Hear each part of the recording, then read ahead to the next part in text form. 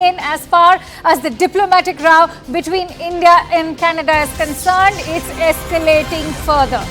In the latest, we are learning that the White House National Security Council spokesperson has now rejected the reports that United States has rebuffed Canada in any way on the death probe of Hardeep Singh Nijjar. White House has in fact further said that we are coordinating and consulting with Canada closely on this issue. We are also engaging the Indian government. Meanwhile, we are also learning that Ottawa has rejected India's warning that travel to Canada is unsafe for Indians. For more details, let's quickly go across to Siddhant, who's joining me on the phone line. Siddhant, clearly going by how Canada is rejecting India's new travel advisory, the fact of the matter remains that this entire diplomatic row has escalated further. Not to forget the fact that the United States is now in a very tricky spot, because on one hand, they have a steady ally, and on the other, a steady partner like India.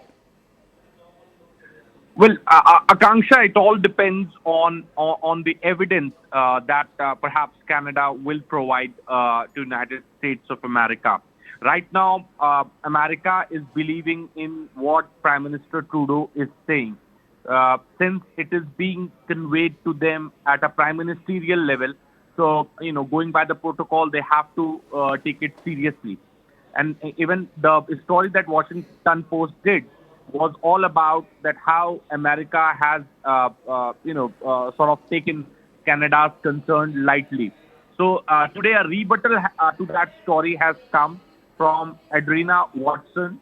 She happens to be the spokesperson of the White House National Council and National Security Council, and she said, and this is for the first time that a spokesperson or an official in America is confirming that they are going to engage Indian government. So that is one additional line added to a routine statement which we have been reporting coming from America.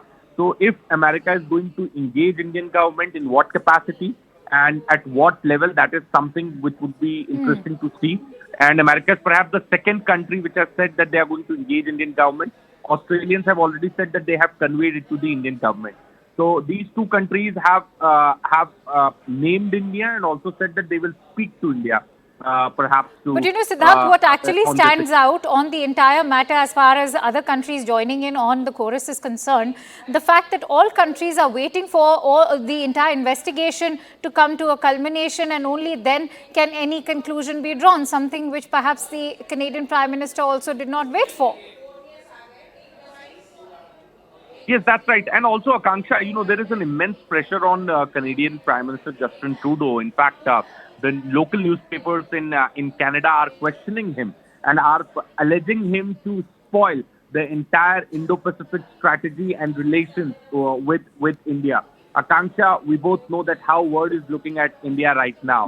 With regard to the Indo-Pacific strategy, world is believing in India's growth story. World is India's GDP growth, and in these times when world needs India desperately to counter Chinese expansionist policies, Justin Trudeau, for the sake of vote bank to get few more votes in domestic politics, is creating all this fiasco, this drama, and trust me, Akanksha, even his partners, his intelligence partners, his G7 partners also understand it very well. And when he says that he goes to Rishi Sunak, that Rishi Sunak himself pledged £95,000 to fight with Khalistani ideology. Right. When Trudeau says that he has gone to Australia, then Australia is the first country to perhaps take action against these groups. So all these countries have taken action. It's only Canada which is creating this drama, fiasco, and linking the government of India without any evidence to substantiate the claims. So it is an embarrassment for Mr. Trudeau, and it's going to be an embarrassment for him and his government. I'm sure we'll be tracking this story in the days to come as well. Many thanks to you, Siddhant Mishra, for bringing in all those details. And as CNN News 18 brings you all the voices, not just from Canada, but also from India.